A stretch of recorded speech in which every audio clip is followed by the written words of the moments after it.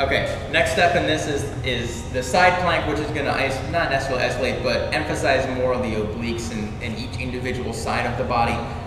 Positioning in this is very much like a plank, just slipped over to the side.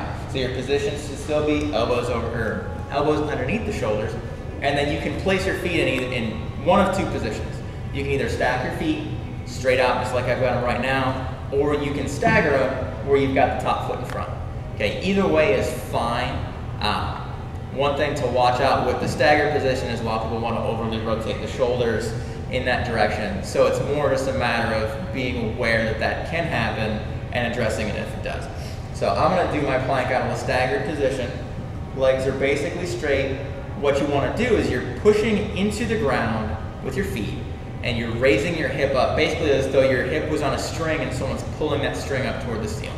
Okay, so you should feel a tremendous amount of emphasis on the lower portion of the obliques, not the top side, drawing everything up. So thinking that you want to keep your top shoulder over the bottom shoulder, which is over the elbow. So everything's running in a straight line there. Hands either on the hip, straight out on the leg. Some people will do with the arms straight up, especially if you've done like a lot of yoga, Pilates, this is pretty common. Pulling the hips up, so again, all the emphasis is just going to go to the bottom part. And then down.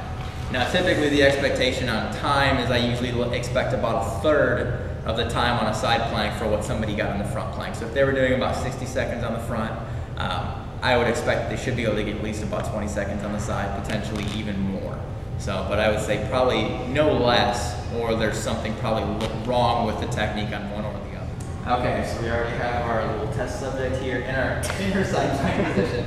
Okay. Elaborate. I know.